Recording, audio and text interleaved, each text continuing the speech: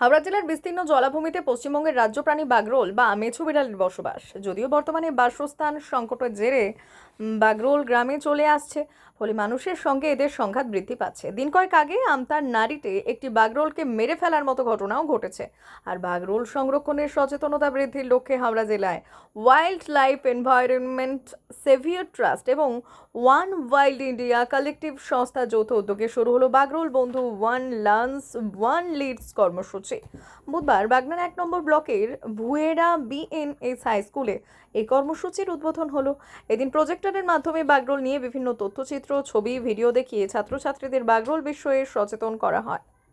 এই দিনের এই কর্মসূচিতে উপস্থিত ছিলেন বন্যপ্রাণ সংরক্ষণকারী লেখিকা ঐশী মায়া সেননাগ, অরিজিৎ নাগ, সৌরেন্দু শেখর বিশ্বাস, সৌরভ দুয়ারি সহ অন্যান্যরা। কর্মসূচি প্রসঙ্গে ওয়াইল্ড লাইফ এনভায়রনমেন্ট সেভিয়ার ট্রাস্টের পক্ষ থেকে চিত্রক প্রামাণিক বলেছেন, বাগরোল আমাদের হাওড়া জেলা তথা রাজ্যের গর্ব। বাগরোল রক্ষায় সচেতনতা বৃদ্ধিতে এই বাগরোল বন্ধু কর্মসূচি ভীষণভাবে সাহায্য করবে। আঘাত করবে, ওই জন্য নিশ্চয়ই মা মারা হচ্ছে। এমনকি আমাদেরকে ঘুম পাড়াতে এটা বলে যে বাগরোল আসছে, ঘুমিয়ে যা। আমি আগে এটাই ভাবতাম যে বাগরোল মানে হচ্ছে একটা ভয়ানক প্রাণী যেটা আমাদেরকে খুবই পরিমাণ আঘাত করে।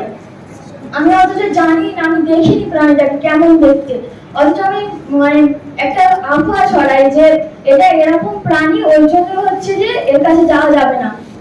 তো এখন যে এই অনুষ্ঠানটা হলো, আমি অ্যাকচুয়ালি বুঝতে পেরেছি যে মেছো বিড়াল কোনো আঘাত করে না মানুষকে।